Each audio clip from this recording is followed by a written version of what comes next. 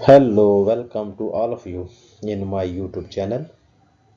आज की वीडियो शुरू करने से पहले मैं आप लोगों को रिमाइंड करवा दूं, अगर किसी ने अभी तक मेरे चैनल को सब्सक्राइब नहीं किया तो काइंडली इसको सब्सक्राइब कर लें, ताकि कोई भी आने वाली टेक्निकल वीडियो आप तक बआसानी पहुंच सके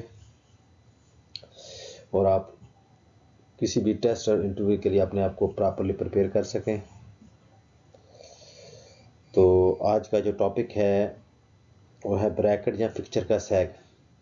नॉर्मल क्या होता है, जो कोई भी फिक्चर जहाँ ब्रैकेट होती है उसका कितना सैग है ऊपर प्रिंट लिखा होता है।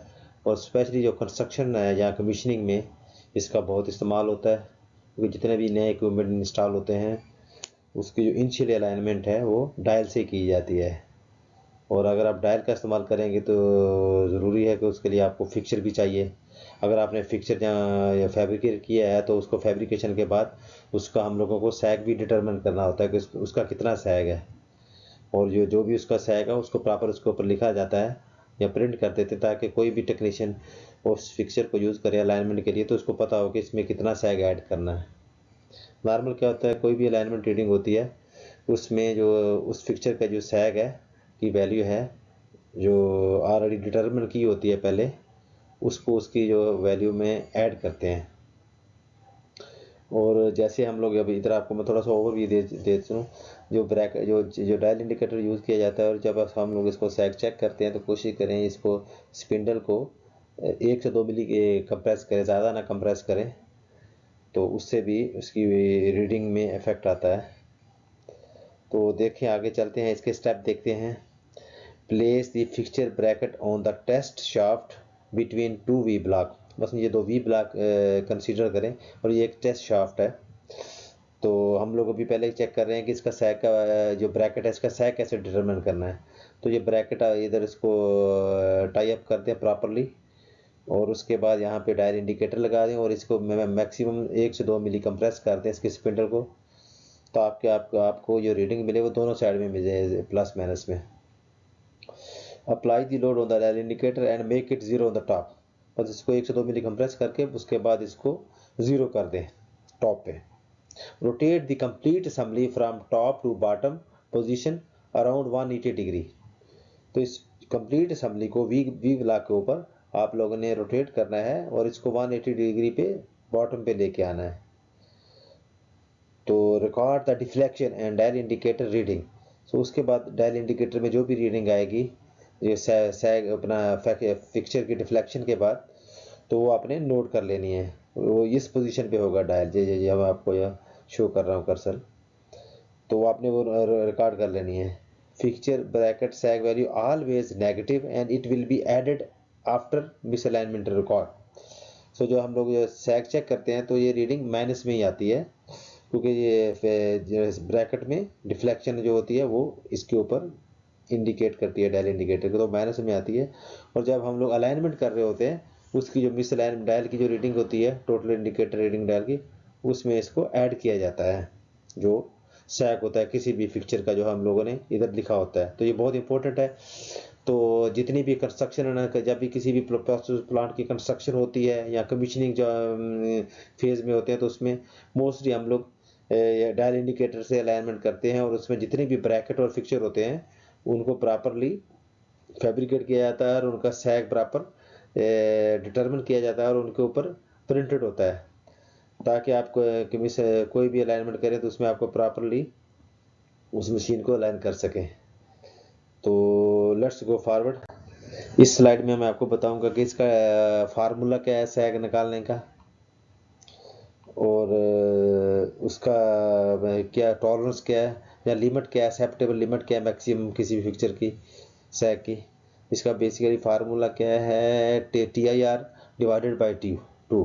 टी आई आर क्या है, stand by total indicator reading.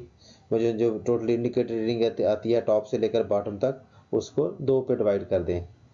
तो for example if the total dial indicator reading is -0.04, तो सैग सो -0.04 डिवाइडेड बाई 2, एंड तो जो सैग आप उस फिक्चर का जो सैग आ जाएगा -0.02 मिलीमीटर्स।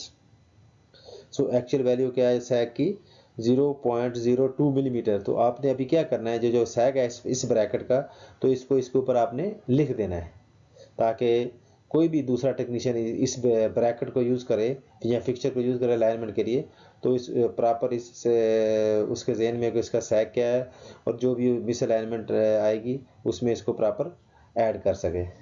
इसमें एक चीज़ का आपने ख्याल करना, जब आप अलाइनमेंट कर रहे हो तो जो आपने जो रीडिंग ली है डायल से किसी भी अलाइनमेंट की, उसको आपने पहले टू पे डिवाइड कर लेना है, क्योंकि यहाँ पे हम लोगों ने ऑलरेडी सैग को भी 2 पे डिवाइड कर लिया है। तो ये आपने खास ख्याल रखना है। अगर आपने डिवाइड करने से पहले सैग ऐड करना, तो रीडिंग जो आपकी रीडिंग है उसको भी आपने 2 पे डिवाइड नहीं करना, पहले उसकी जो टोटल रीडिंग है उसी में ऐड कर लेना और बाद में वन टाइम 2 पे डिवाइड कर लेना। वो आपकी टोटल जो मिसअलाइनमेंट आ जाएगी या जितनी आपने सी में ऐड करनी है। और आगे आप देख लीजिए, ये ब्रैकेट जो है, जो उसका सैग एक्सेप्टेबल वैल्यू है 0.05 मिलीमीटर है या 2 इंचेस में आ गया। पसंद अगर कोई भी ब्रैकेट अगर इसका सैग 0.05 से ज़्यादा है तो वो एक्सेप्टेबल नहीं है। तो आप उस सैग को दोबारा फैब्रिकेट करें और उसको स्ट्रॉन्ग करें, तो उसमें ब्रेस वगैरह ऐड करें, ताकि सैग जो मैक्सिमम सैग हो 0.05 से ज़्यादा ना हो। तो इसका आप लोगों ने ख़ास ख्याल रखना है, क्योंकि जो आपका जो क्या कहते हैं जो फिक्सचर है या ब्रैकेट है वो स्ट्रॉन्ग होनी चाहिए, उसमें ज़्यादा डिफ्लेक्शन ना आए, ताकि उसका अलाइनमेंट के ऊपर नेगेटिव इफेक्ट ना आ सके। तो ये था इसका फार्मूला और इसकी जो टॉलरेंस है मैक्सिमम एक्सेप्टेबल सैग का। तो आज के जो टॉपिक में डिस्कस हम लोग इंट्रोडक्शन है सैग के बारे में, ब्रैकेट का सैग क्या होता है और उसका प्रोसीजर क्या है और उसका फार्मूला क्या है। तो इसको आप एक दफ़ा गो थ्रू कर लें, क्योंकि ये बहुत इंपॉर्टेंट है, स्पेशली कंस्ट्रक्शन में। इवन टेस्ट इंटरव्यू में भी आपसे पूछ सकते हैं कि किसी भी फिक्सचर का सैग कैसे निकालते हैं और उसका क्या प्रोसीजर है, और सैग का अलाइनमेंट में, रीमेंट फेस में या डायल इंडिकेटर के साथ जब आप अलाइनमेंट करते हैं उसमें क्या रोल है। तो इसमें जैसे मैंने आपको बताया कि कोई भी रीडिंग होगी, जब आप इसकी रीडिंग लेते हैं डायल से उसमें इसको ऐड करते हैं। तो आखिर में again thanks all of you. अगर किसी ने अभी तक मेरे चैनल को सब्सक्राइब नहीं किया तो इसको सब्सक्राइब कर लें and press bell icon as well, और शेयर भी करें इस टेक्निकल चैनल को, ताकि ज़्यादा से ज़्यादा लोग इससे अपने माइंड को रिफ्रेश कर सकें। Thanks everyone to watching me here, take care and see you again.